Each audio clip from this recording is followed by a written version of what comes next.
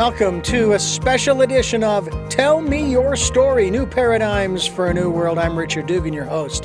Thanks so much for joining us on this special program. I say special program not just because it might be on Wednesday at 9 a.m. or Sunday at 7 a.m. or 7 p.m., Monday morning at 1 a.m., streaming live at those times, but because today is another one of those great interviews that we're going to have with a special guest who has contributed to the Sacred Stories Publishing release of Mayhem to Miracles. Jill Vanderwood is my guest here on the program, and we're going to talk about her contribution both to this book, but also the other works that she has. And we're going to be talking about all of this with her. And Jill, I want to thank you so much for joining us here on the program. Thanks for having me, Richard. You know, we have done this now twice in the history of this program in terms of the book compilation, if you will, story compilation that Sacred Stories Publishing has put out, and sacredstoriespublishing.com is the website where folks can go to get a copy of the book, as well as I'm sure your website. And you contributed a story about finding the words to change my life, or your life in this case. And the first thing I want to touch on here, if I may, has to do with the phrase that I guess you might say it's a point or a phrase or what have you, that words have power. Talk to us about that in light of how you found the words to change your life. Well, my story started out with me being bullied as a young person in the 5th grade, and how that carried on to where I made a vow with myself that I would never speak up.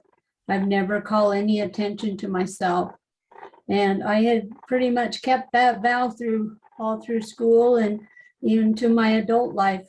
I never spoke up, never told anybody my opinion, because I didn't want any eyes on me. And I just wanted to fade in the background because of my experiences. My experiences also included, besides the bullying, one time that same year, I got up to speak in front of the class and my skirt fell to the floor. And my heart just sunk and I felt like I can't do this.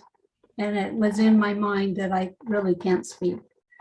So because I couldn't speak, I just developed a knack for writing. It was my communication.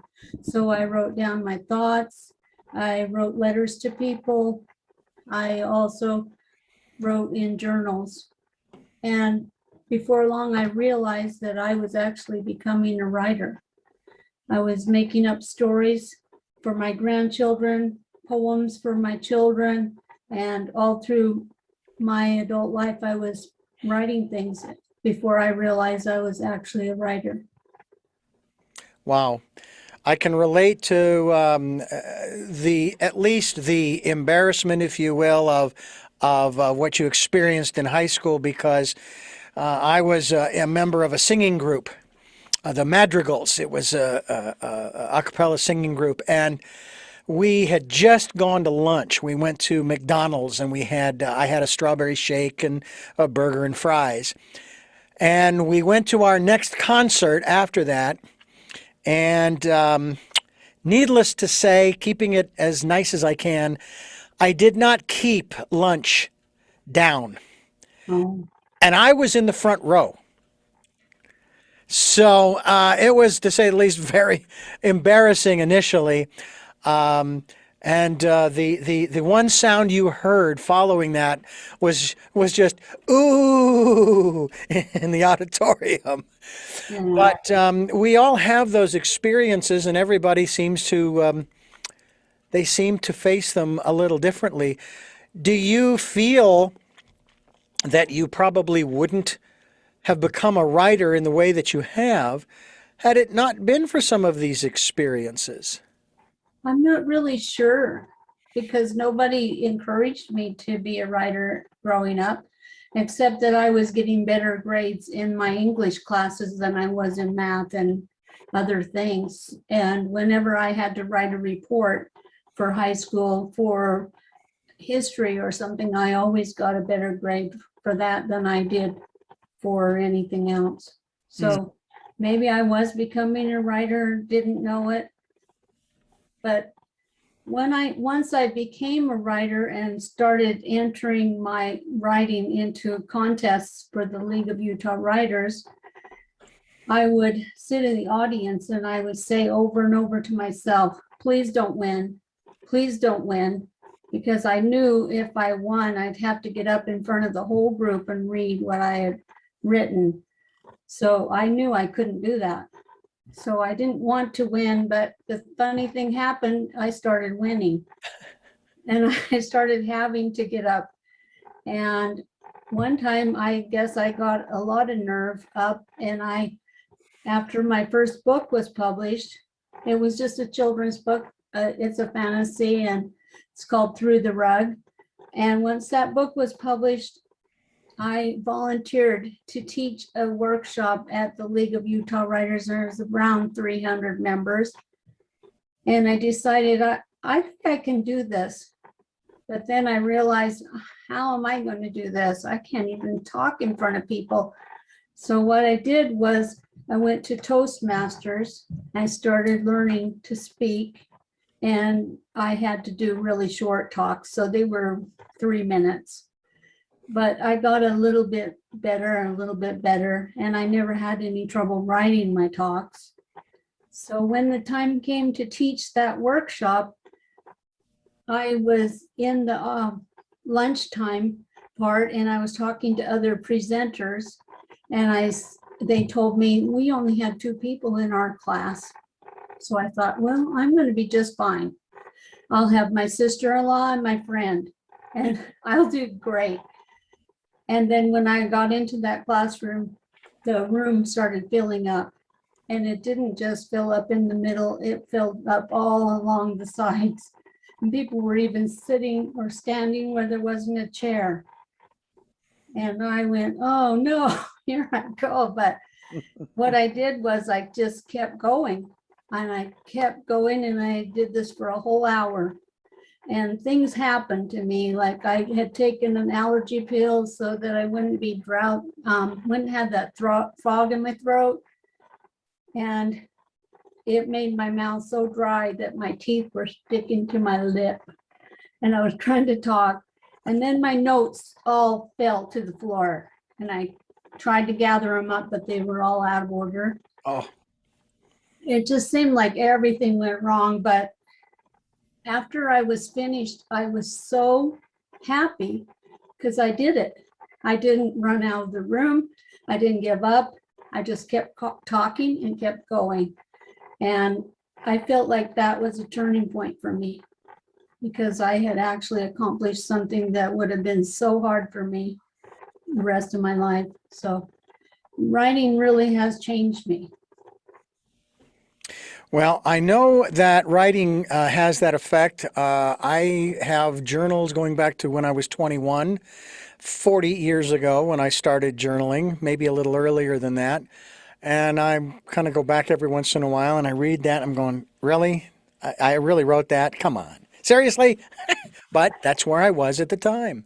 Yes. And I still do a little writing here and there, mostly drawings and things of this nature. But I know how important it is for us to do that, not only in terms of, if you want to call it journaling, but also in terms of our own imagination, right? I mean, we need to get that stuff out from our inner selves, but also in terms of our imagination as well. Would you tend to agree with that? Oh, yes. And I love being around kids and reading my books to them and being the author at the time. And the first time my book wasn't even published, it was my first book. And my granddaughter was in the 5th grade, and she went to her teacher and told her I had written a book. And the teacher told me to come the next day. So I said, I don't even have a published book yet. She said, just print it off the computer and come and read it to our class. And I got to watch the kids as my words interacted with them and they responded to the characters, and they were so excited, and they would clap for me when I would come in the room and when I would finish. And the last day of school, I went and my book was finally published. I had the copy of the book and I showed it to them. Besides that, I had put their comments in there that they had told me about what they thought of the book. And I read that to them. And then I felt a tap on my shoulder. I turned around and there was a girl there with a magic marker and wanted me to sign the back of her t-shirt. And before long, the whole class was lined up behind me and I was signing their t-shirts right off their backs.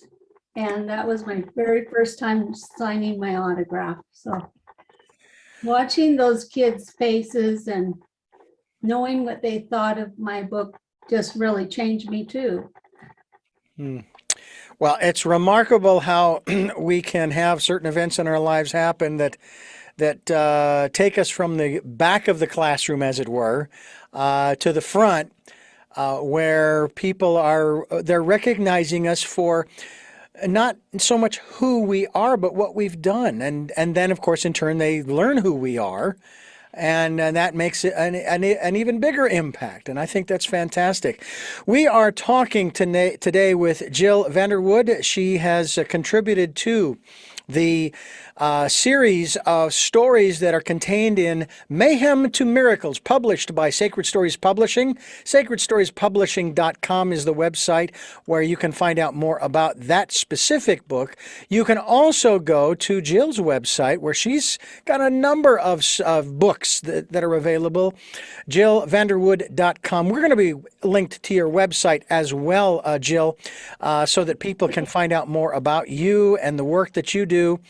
You also have a free ebook that's available on your website, correct? Yes. And it is actually Through the Rug. Yeah, Through the Rug. Yeah. We're going to continue talking with Jill here on Tell Me Your Story, New Paradigms for a New World. I'm Richard Dugan, your host, and we're talking with Jill Vanderwood, and we're discussing not only the story that she had published in the book Mayhem to Miracles, published by Sacred Stories Publishing, available at sacredstoriespublishing.com, as well as, I'm sure, Amazon and all the other fine outlets, but also some of the other children's stories that you have written, Jill. You've got one, and I have to make sure that I don't hover over it so that it doesn't open up, which is kind of a neat feature on your website, by the way. You have one book. It's called On Target, The Path You Choose. I beg your pardon. Off Target. Yes. Off Target, the path you choose. And of course, you have through the Rug series 1, 2, and 3. As well as The Year Santa Lost His List. Now, that's not a good thing. Erase the Problem of Bullying. Boy, I wish that had been around when I was growing up, too. Santa's Monstrous Boot. And let's see here, Shaking Behind the Microphone. Sounds a little bit like your story, doesn't it? That's my story in it. Yeah. And then there's several others here as well. Drugs Make You Unsmart. What's it like living green? Kids teaching kids by the way they live. And then, of course, these are the latest works. Anything new coming out in the near future? Actually, I have a book coming out the 20th of October. And it's the second book in this the Path You Choose series, and it's called On the Rocks, and it's about underage drinking. It's teaching kids what could happen, and they make their own choices as they read. They get to choose which way they want to go. So they can choose, do they want to go to the party? Do they want to accept an alcoholic drink? And after they have been drinking, do they want to go in a car with their older brother who's also drinking? Or do they want to walk home?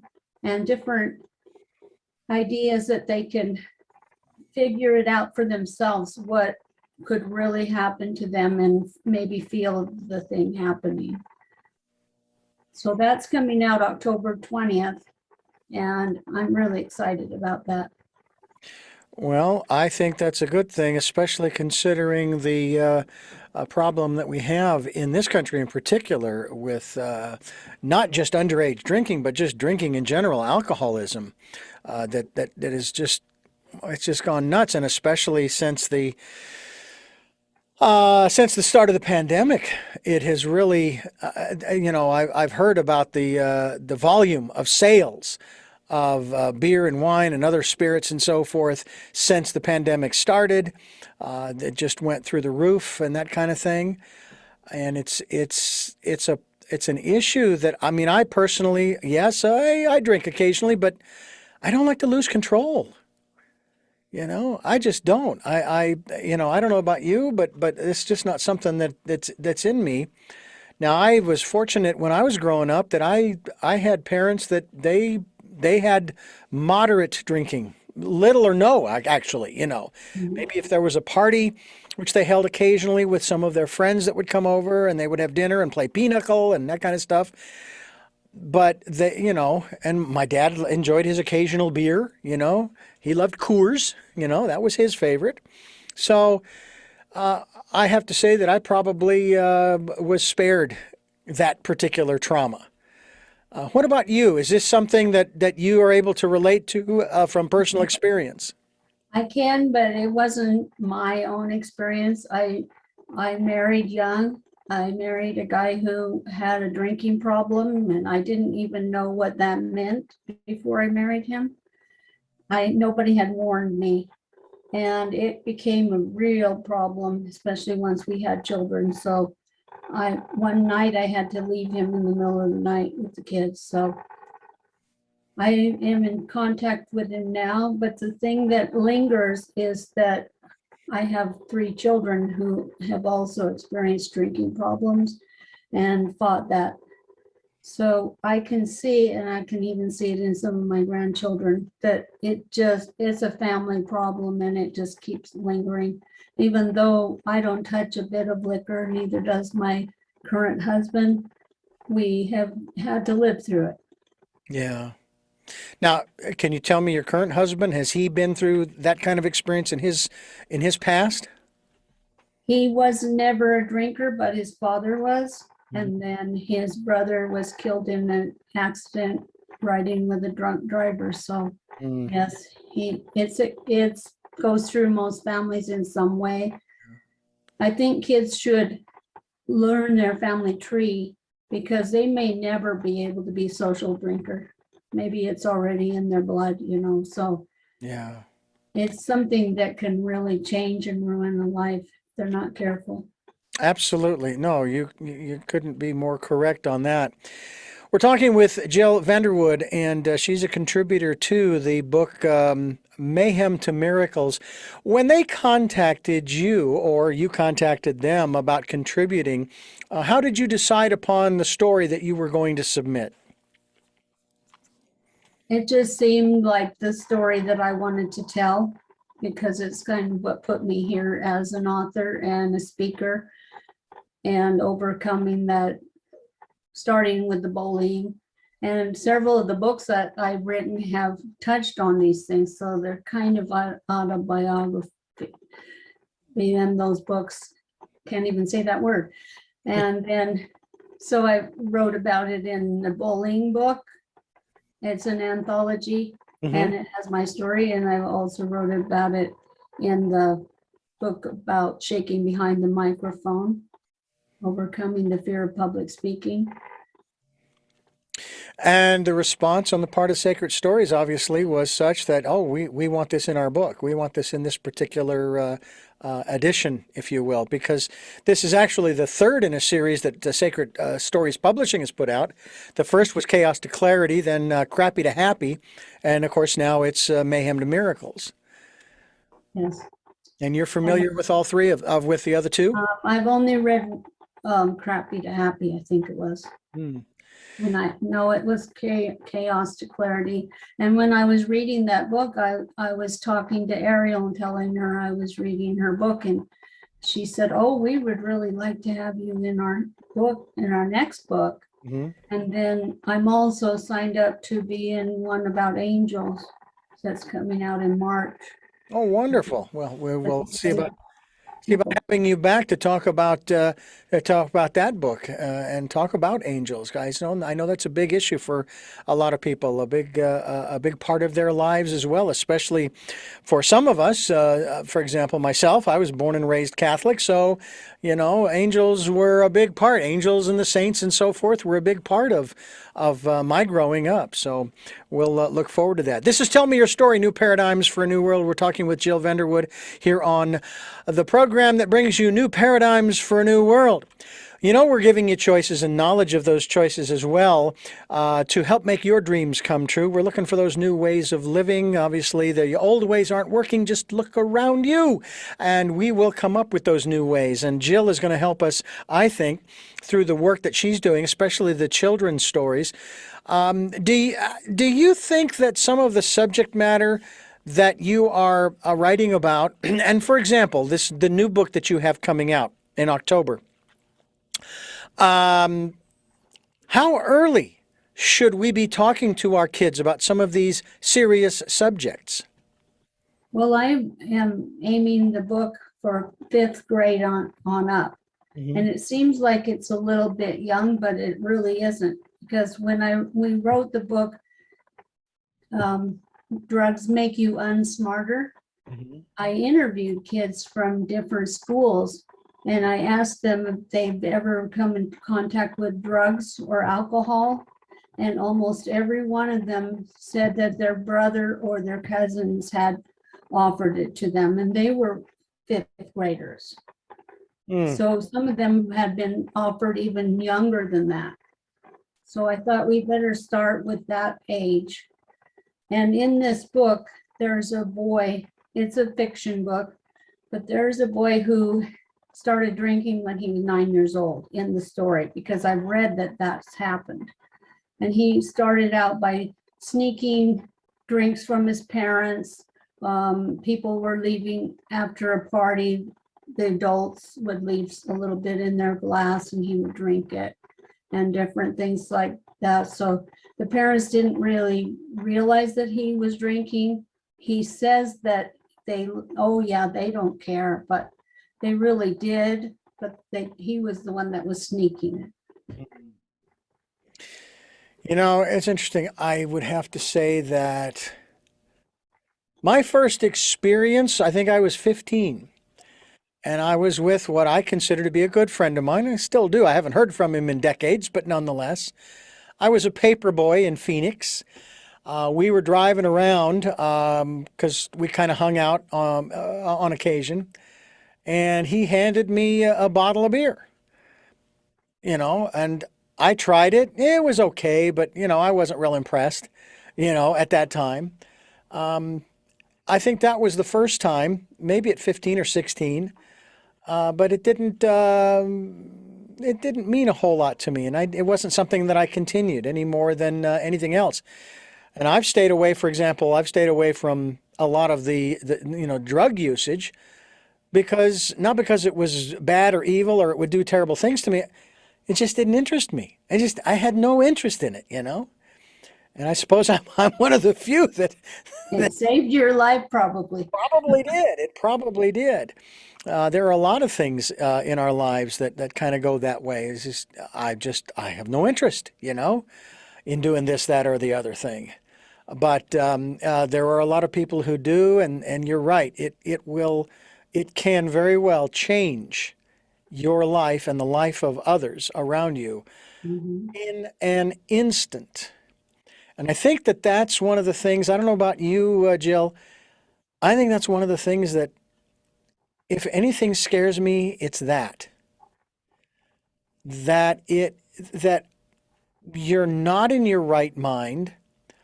It's kind of like that phrase regarding gambling, and you see the commercials about the casinos and everything. And at Mhm. the end they say gamble responsibly.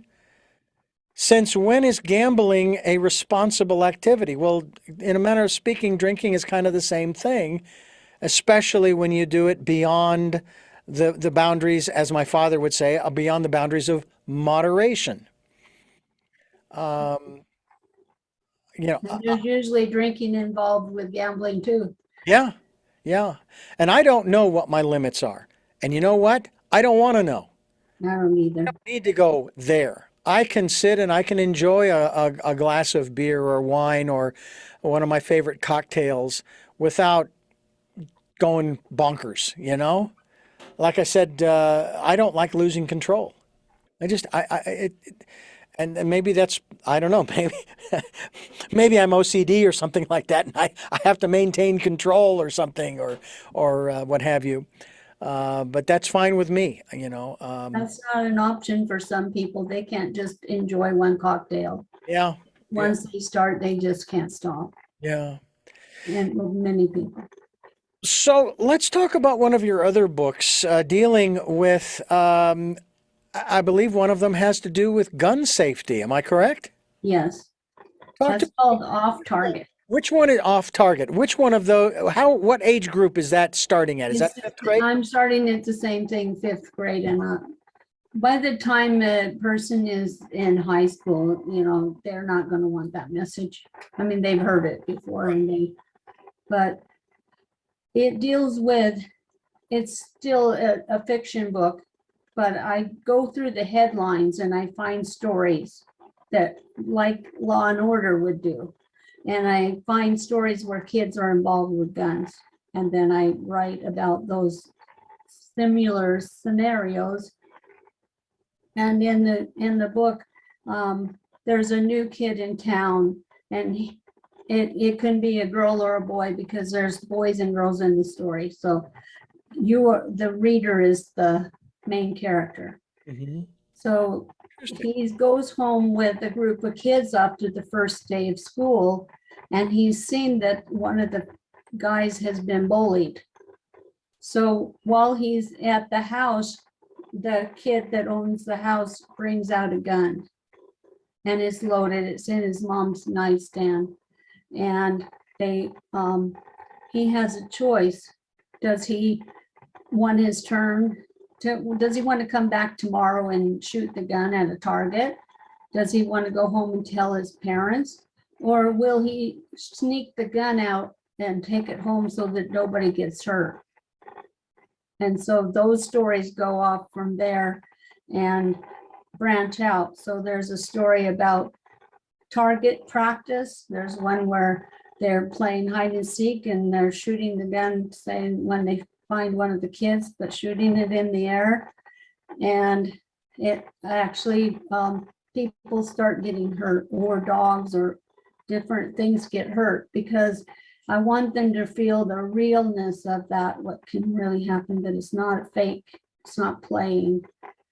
And these things have really happened in the headlines where they're celebrating a win from the sports team and they're shooting a gun, and the bullet shoots somebody, even though they shot up in the air. So these things can really happen. But in that book, I didn't have anybody die, but there are people that ended up in the hospital because I wanted them to feel like, oh, if I only I hadn't done that. Yeah. You know, it's interesting too, when I think about the pros and cons regarding firearms. I produced a program, a little series of vignettes, and I'm trying to remember the name of the vignette, but we always tagged it out. The host of the vignette always tagged it out with, and always remember the first rule of gun safety: always treat a gun as if it is loaded, always. And then, of course, everything else follows behind that. And then there's the mix where you have the problem with guns, firearms, and alcohol. And that's when things really can just go off the rails and down the hill fast. Oh, yes. Yeah. And they do all the time. Yeah. We don't always hear about them, though. That's one of the other things as well. We're talking with Jill Vanderwood, and she is the author of quite a number of children's books. We hope that you will pick up a copy of some of these, as well as a copy of the Mayhem to Miracles a book that is available for you through Sacred Stories Publishing, sacredstoriespublishing.com. Jill's books are available through her website, jillvanderwood.com. We'll be linked to your website, Jill, so that people can find out more about the work that you are doing. As we continue here on Tell Me Your Story, New Paradigms for a New World. You know, we are here, folks, on Sundays at 7 a.m. and 7 p.m., Monday mornings at 1 a.m. We stream live at those times at richarddugan.com. We also have a Wednesday special edition at 9 a.m. Hope that you will catch that one as well. We are podcasting all of the interviews on SoundCloud, iTunes, TuneIn Radio, Spotify, Stitcher, Player FM, Blueberry, and iHeartRadio, Amazon Music, and many other locations. We are also on YouTube, where you can watch these interviews. We hope that you will do just that. And we encourage you to participate in the Decade of Perfect Vision, the 2020s, where we encourage you to go within, spending time in that inner place, listening to that still small voice, and just being in a calm and peaceful and quiet state, even for a minute. One of our guests made the comment some weeks ago, even if you just do it for 60 seconds. It's a starting place. And 60 seconds isn't that long. It might seem like it at first, but it really isn't that long. Set an alarm if you need to, what have you, but just spend some time doing that. And if these programs resonate with you, you like what we're bringing you, please support us financially. We have a PayPal account for your security as well as ours. And you can go to PayPal and send us a contribution. Just put my email address in there, richard@richarddugan.com. We would greatly appreciate that. Jill Vanderwood is my guest here on the program, and we're talking about not only the works that she has compiled, that she has put out. We're going to continue talking about those, but also the story that she has in the series or collection of stories in the book Mayhem To Miracles, published by Sacred Stories Publishing, sacredstoriespublishing.com, and also jillvanderwood.com. We will be linked to your website as well. Jill, let's talk a little bit. We've had a guest on this program a number of times talking about the issue of bullying. In your book, Erase the Problem of Bullying, I remember that I remember that when I got out of high school and I got into college, junior college, and then I started working in the early 80s, I started hearing stories about bullying, and I thought, wait a minute, I thought we were through with that. And well, I was through with it as far as school was concerned, but apparently the problem was a little bit more entrenched than I realized. Let's talk a little bit about this, especially in the context. I'm reading here where it says that federal prisoner Cedric Dean learns at a young age to bully others to get what he wants. And the comment has been made many times, Jill, especially when it comes to bullies, and this doesn't make it any easier, mind you, hurt people hurt people. Talk to us about this story and your perspective and observations and so forth on bullying. Okay, this is an anthology, and I interviewed over 40 people for this book. Kids that are being bullied, celebrities that were bullied and still made it out of that kind of life, and people who were still being bullied, and advice from each person on what they should do if they're being bullied. And I also have one about James Donaldson, and he is a NBA All-Star basketball player. And he was bullied in high school because he was awkward and tall. Even in junior high, he was about 7 feet tall. And he would try to hide walking down the hall, but it's impossible when you're that tall. And they decided to put him on the basketball team, and he didn't know how to play basketball, so they would blacken the windows of the gyms and let him practice in there, and so the other boys wouldn't watch him until he got good at it. And then they tried to put him on the team, and there were boys who were really thinking they were good at basketball and they were going to get scholarships, and they didn't want him on the team because he was a threat. So the bullying started in the locker room where they would hit him with wet towels and leave marks on him, pinch him, hide his clothes, whatever they could think of to do to make him not want to be there. And so he would start missing practices, and he would try to get away from that because he just didn't want to do it. And his coach helped him through this and told him, that he couldn't be something. And he got a scholarship to, I think it was Washington State University. And he got to be on their team, and they also gave him the key to the gym and let him practice.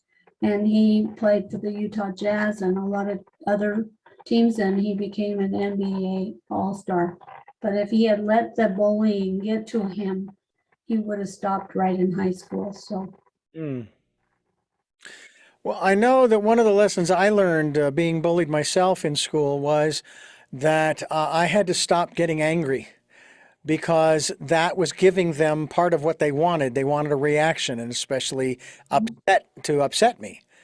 So when I stopped doing that, it kind of tapered off, especially in high school. Although I did get the nickname in Spanish class of El Toro. I don't know what that means. That's the bull. Oh, the That bull. is the bull. And you know how bulls are when they see red. They charge, and at least that's the story anyway. But I finally got to a point in my life where I've actually had certain experiences as an adult where I was being bullied by other adults, in the workplace. And I finally got to a point where I was actually able, there was one experience where I was actually able to sit while a general manager kind of read me the riot act. I had to do everything in my power to keep from laughing. Because first of all, he was going off on something that I didn't do. I was only doing my job, but he apparently thought I overstepped my bounds. And I knew that, hey, let him rant, let him rave, let him do his thing. Don't take it personally. And that's one of the other aspects of this too, that I want to talk to you a little bit about in terms of bullying. Now, it's kind of hard not to take it personally when they physically, and or verbally attack you. But I know that that is a big issue as well in terms of getting the upper hand, so to speak. And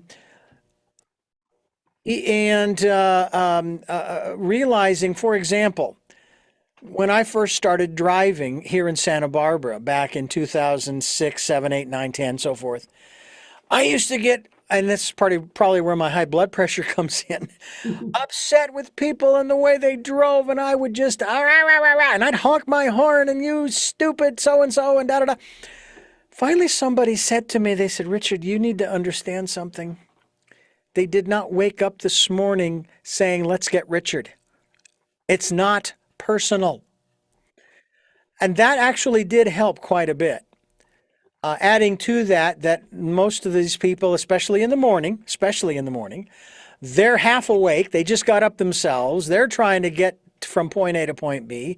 They're not 100% aware of everything that they're doing. So that behooves me to be a little bit more vigilant, give them the right of way, so to speak, so that they can get on their way. Now they're not in my way anymore, and I can just merrily roll along and so forth. So that's helped me a great deal, not to take it personally. But kids in school, not so easy to do. No, it's not. Some of my grandchildren were being bullied in school. So one of my granddaughters is the one that asked me to write that book because she was having so much trouble. And she didn't want her name in there or anything because she thought they could come back at her. Yeah. Well, odds are they probably wouldn't read the book anyway, but still, Probably not. I certainly can understand your granddaughter's concerns and fears. I now look back, I'm 61 years old right now, and all I can say is, okay, gang, look at me now. look at what I'm doing, and I don't really care anymore about what happened back then. That's in the past. I have moved through it. I'm moving on. I got better fish to fry, especially here in this little fishing village we call Santa Barbara. Little, you know, and talking about the things, the ways in which we can overcome bullying. And I'm curious as to some of the suggestions that you might have in this particular book called "Erase the Problem of Bullying." What kind of suggestions or advice do you offer in this story? one of the actresses that's in the book said that you need to show people that you're something. And so did the basketball player. They said, just be the best you can at something, and they won't have anything to tease you about. And one of the girls that was a bully that I interviewed, she said there was a young girl that she was trying to bully. She was bullying people because her dad had divorced and he had remarried, and the new mom didn't want to dress her right. She wanted to dress her in clothes that weren't fashionable. And in order to keep the emphasis off of her, she put it on other people. So one of the little girls that she tried to bully started laughing. And every time she'd say something, she'd just laugh and laugh. And she said it wasn't any fun to bully her. She just left her alone. There's the best advice of all. Make it so miserable for the bully that it's not fun for them. Yeah. You know? Yeah, that's good advice. Jill Vanderwood is my guest. This is Tell Me Your Story. I'm Richard Dugan, your host, and I hope that you will stay with us as we continue going down this road of new paradigms for a new world. We're giving you choices and knowledge of those choices to help make your dreams come true. And we're here 4 times a week, Sundays twice at 7 a.m. and 7 p.m., Monday mornings at 1 a.m. for those late or early risers, depending upon your perspective, and Wednesday mornings at 9 a.m. for a special edition of Tell Me Your Story. Podcasts on SoundCloud, iTunes, iHeartRadio, Spotify, Stitcher, Amazon Music, and a bunch of other places. We're on YouTube where you can watch these interviews at the channel Tell Me Your Story and Richard Dugan. Just look for the guy with the hat. And we also hope that you'll participate in 2020, the Decade of Perfect Vision, spending time going within and just spending some time quietly, meditating, pondering some of the things maybe that Jill has offered in her works.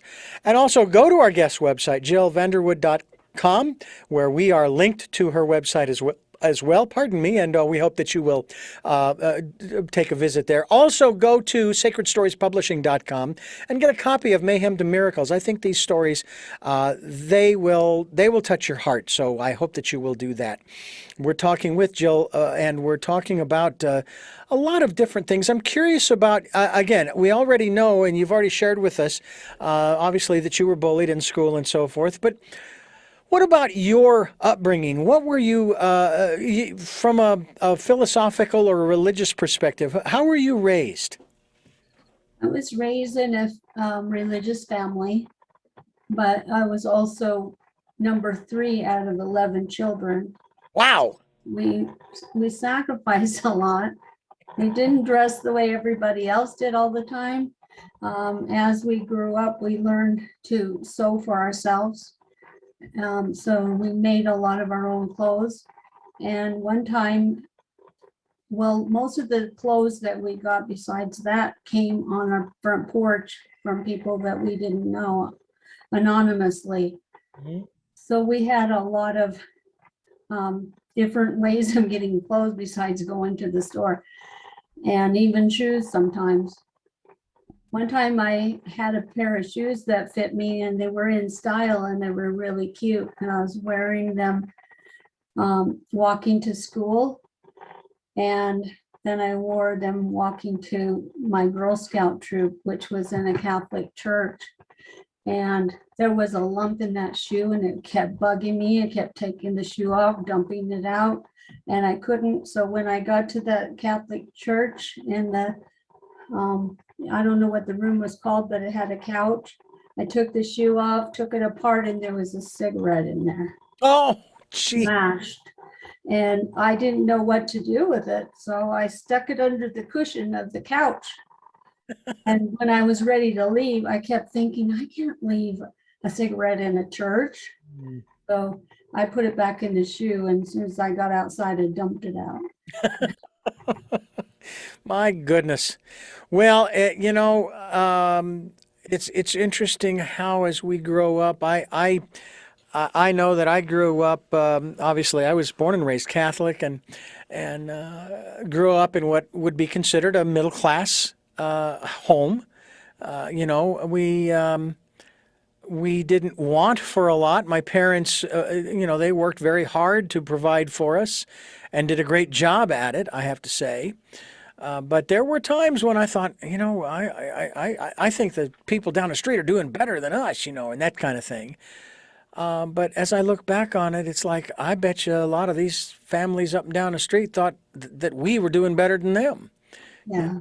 And we were a family of six kids, 4 girls and 2 boys, living in a house that was probably not more than, I'm just guessing here, 2,000 square feet, 3 bedrooms, 1 bathroom, and 8 people. Now, nobody died. So we made it through. And you can imagine, with 5 females in the house, what that kind of a situation could develop into. But we didn't kill each other. We did just fine. We made it through, and here we are today.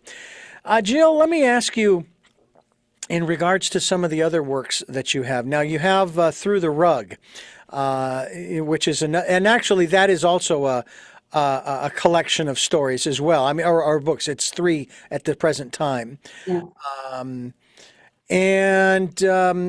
Talk to us a little bit more. Well, actually, you know what? We've talked about that. Let's talk a little bit about these Christmas-oriented ones. There's one here called Santa's Mysterious, not Monstrous, Mysterious Boots. Share with us, especially in light of what you've already shared with us in terms of Christmas and what it means to you and your family. I mean, you grew up in a family of 11. I can't even imagine what that was like in terms of buying gifts for everybody. Well, it always looked like there was a lot under the Christmas tree, but when you got your share, it wasn't very big because there was so many. But my husband is a professional Santa Claus, and so I dress up with him, and I'm Mrs. Claus. So that is what inspired the books, the Christmas books. And I started thinking about a boot that could propel Santa up this chimney, and it could play Christmas music and different gadgets. So Santa has a new boot with gadgets, and he doesn't know how to work them right. He ends up with making snow in the middle of the living room, and some boys were trying to catch him, and he wakes them up with music, but actually he's just trying to get up the chimney. So when he finally gets up the chimney, the boot falls down, and he had to leave without it. And so these 2 boys have captured his boot, and they've tried everything, but the boot doesn't fit on them because it's not their boot. So they put it on, and it propels across the room, and they make snow in their living room. And so they make an ad in the newspaper so that they can find the real Santa. So it's kind of like a Cinderella. Uh-huh. And Santa starts sending them notes saying, if you want to get the real Christmas spirit, meet me in the middle of the Valley Fair Mall at a certain time, and ho, ho, ho, this is Santa Claus. So he gets all these Santas there, and they're all funny with pillows under their bellies and fake beards, and they're all lined up. And after that, they find that they couldn't really get Santa Claus. So then he sends them another note and it tells them to go to the homeless shelter. And they set the boot out and the boot plays music and people start putting coins in there. And so they take the boot in and they make a donation. And everywhere they go, they make a difference somehow with his boot. And at the end, they feel so good about making these donations that they don't really want to catch Santa anymore. So they leave the boot by the tree, and the next year he comes and gets it. And they said he thanks them for helping to spread the Christmas spirit. Oh, that's very cool. You have another story too about where Santa Claus loses his list. And that's not a good thing because apparently the necessary information to deliver the right presents to the right kids is on that list. And I guess a gust of wind carries it off while he's on the sleigh heading out after delivering a few houses and what have you. What's the theme, if you will, or message in that particular story? It's mainly that the kid that wanted one gift got another gift, and they ended up learning a new skill or learning that they really like. Maybe one that wanted to be a nurse turned out to get artistic art supplies, and one that wanted a guitar got a I can't remember exactly who got what, but neither could Santa. And so they get things that really make their lives change.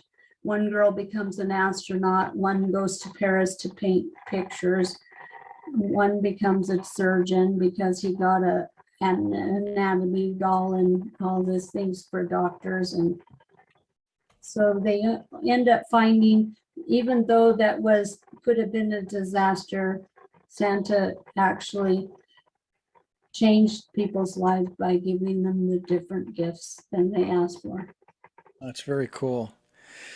Well, I'll tell you, we could use more of those stories, uplifting stories in these very challenging times, as they say, in which we live. And at the same time, it's like one of the biggest concerns for a lot of folks is finding kindness out there. And that seems to really be a big challenge. Do you have anything along those lines in terms of being kind to one another, no matter what's going on, no matter how you're feeling? Well, I didn't write a book specifically for that, but that is kind of what it amounts to, especially with the Santa's Mysterious Boot. Mm-hmm. And that book won an award, a Gold Quill Award from the League of Utah Writers.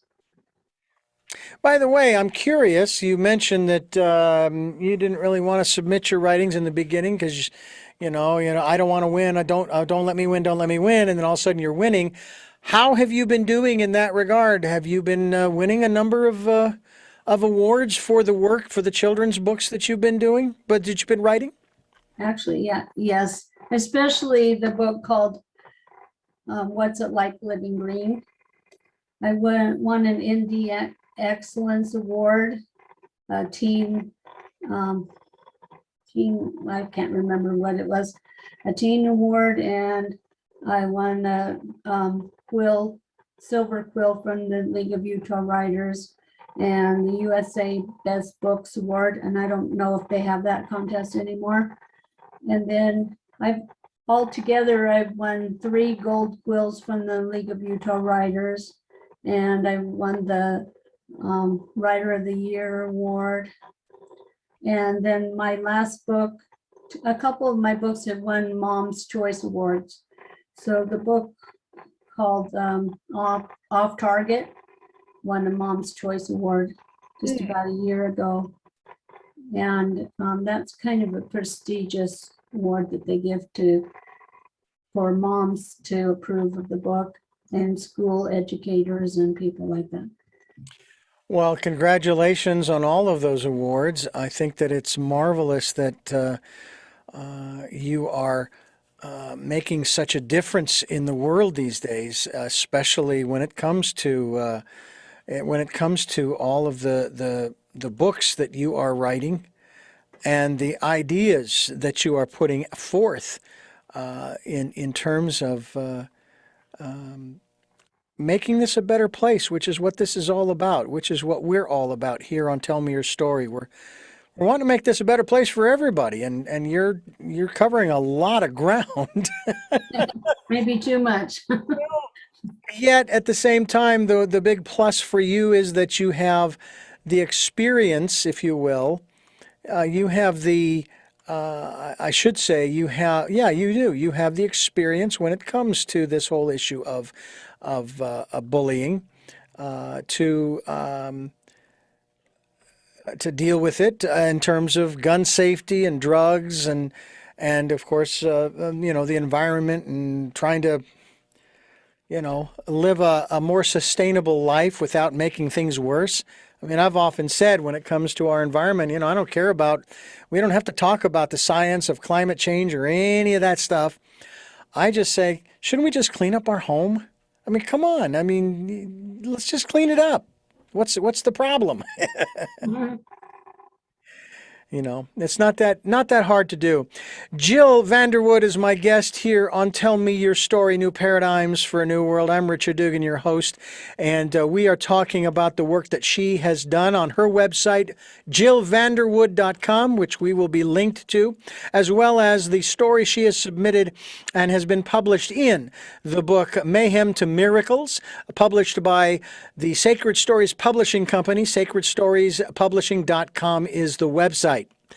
I'm Richard Dugan. This is Tell Me Your Story. And Jill, I want to thank you so much for joining us here on the program. It's been a real pleasure to get to know you and the work that you're doing and how you're trying to help from an early age people, because kids are people too, to hopefully be a little bit more aware to where maybe they can be kids just a little bit longer, and enjoy that childhood. I mean, I think back, even in my 60s now, I think back on what it was like to grow up in my neighborhood and how great it was, how much fun we had, and there are so many kids that they're not going to have that.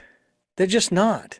And it's like, come on, let's give that to them. Let's let them be kids as long as it is possible. And I think you're doing that through the work that you're doing. Well, thank you. And It's I been think my pleasure talking to you. I do have three final questions that I do like to ask my guests. And before we let you go, I'm going to ask you those questions. But first, I want to say to you, the listener and the viewer, thank you for listening to and watching Tell Me Your Story, New Paradigms for a New World. We're here Sundays at 7 a.m. and 7 p.m., Monday mornings at 1 a.m., Wednesdays at 9 a.m., streaming live at those times, at richarddugan.com with podcasts on SoundCloud, iTunes, TuneIn Radio, Spotify, Stitcher, Blueberry, iHeartRadio, Amazon Music, and many other locations. We also encourage you to participate in the Decade of Perfect Vision, where we encourage you to go within, spend some quiet time listening to that still small voice. We also ask you to go to YouTube and watch our videos. YouTube, Tell Me Your Story, Richard Dugan, the channel, and watch these interviews. And I would hope that you would subscribe to either the podcast and or the video casts. And if what we're doing is resonating with you, you like what we're doing and you'd like to be a part of it and you'd like to support us financially, we would greatly appreciate that. We have a PayPal account for your security as well as ours. When you go to send, it's going to ask you for an email to send to. Richard@richarddugan.com is the email you want to use. So whatever amount you can send us, we'd be so gratefully appreciative. And those who have helped and those who will help, thank you, thank you, thank you. For my final three questions to you, my guest, who is, number one, who is Jill Vanderwood? I'm a Christian woman. I'm a mother, a grandmother. I'm Mrs. Santa Claus. I'm an author and a speaker, and I like to speak to children's groups and schools. What is it that you hope to or want to achieve through the work that you're doing now? My goal is to make a difference for the next generation. I hope that some of the words that I write and speak will touch somebody and change their life. And finally, what is your life's purpose? My life purpose is to make a difference and to influence people for good and let them know that they're not stuck where they are. They can come out of that situation and make a better life for themselves. Well, Jill, again, I thank you so much, Jill Vanderwood, for joining us here on the program. It's been a great pleasure, and thank you for contributing to Mayhem to Miracles from Sacred Stories Publishing. Thank you, Richard. And thank you for listening to and watching Tell Me Your Story, New Paradigms for a New World, as we're giving you choices and knowledge of those choices to help make your dreams come true. And until our next broadcast, podcast, videocast, love to love.